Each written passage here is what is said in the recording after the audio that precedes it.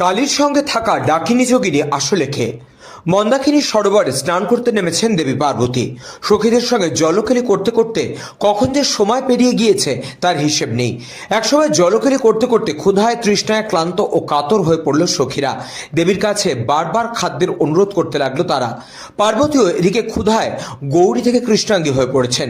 কিন্তু কৈলাস না পৌঁছানো অবধি এই বনভূমে খাদ্যের জোগাড় করা বড় মুশকিল। এদিকে এরাও তো সন্তান স্বরূপ, তিনি কি করে তাদের ক্ষুধার্ত রাখতে পারেন? আর কে না জানে ক্ষুধা অগ্নির ন্যায় ভীষণ, দাও দাও করে জ্বলে ওঠে জঠর থেকে মস্তিষ্ক অবধি জ্বালিয়ে দেয়।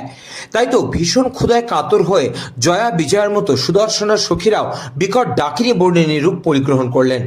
অতএব নোকের আঁচড়ে নিজ মুন্ডচ্ছিন্ন করলেন পার্বতী।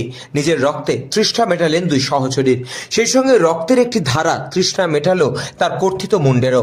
শ্যামা পুজোয় প্রায়শই দেবীর দুই পাশে সহচরী বা আবরণ হিসেবে উপস্থিতি দেখা যায় ডাকিনী যোগিনীর। সেখানে তারা ভয়াল দর্শন, কিন্তু দক্ষিণা কালিকার মাতৃকল্পে তারা নেই। তাদের ভিত্তি সম্পূর্ণ তাত্ত্বিক দার্শনিক, কেবলমাত্র বিশেষ কিছু ধ্যানে তাদের উল্লেখ রয়েছে। তাহলে এরা কারা? প্রথম ব্যাখ্যা দর্শন তত্ত্বে ডাকিনী যোগিনী হলো মাতৃসহ ত্রিগুণ, অর্থাৎ সত, রজ এবং তম। রজ হলো সেই গুণ যা মানুষকে দিয়ে কর্ম করায়, তাকে কাজে প্রবৃত্ত করে। আর তম হলো জাগতিক সমস্ত অন্ধকার, অলসতা, স্বর্ণরূপ যা উত্তরোত্তর বৃদ্ধি পায়।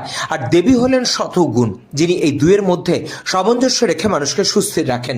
অর্থাৎ মানুষ যেমন এই দুই গুণের অধীন, এর থেকে বেরোতে পারে না, ঠিক তেমনি মাতৃনাম জপে নিজেকে একাগ্রতা দ্বারা সুস্থির রাখতে হবে। সাধকের সাধক ত্রিকোণে ইরা, পিঙ্গলা এবং সুষুম্না। ডাকিনী ও বর্ণিনী হলেন ইরা ও পিঙ্গলা, আর দেবী হলেন খোদ সুষুম্না। এই সুষুম্না কাণ্ড ধরেই মানুষের বোধ ক্রমশ উত্তরণের পথে আরোহণ করে, ষষ্ঠচক্র আরোহণ করে মানুষের সাধনায় সিদ্ধি দেয়।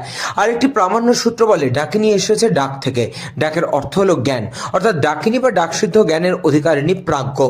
যোগিনী হলো যিনি যোগসিদ্ধা, যিনি মায়ের নিত্য সহচরী। শুম্ভ নিশুম্ভ বধের মুহূর্তে মায়ের সঙ্গে রণক্ষেত্রে তারা অবতীর্ণ হয়েছিলেন।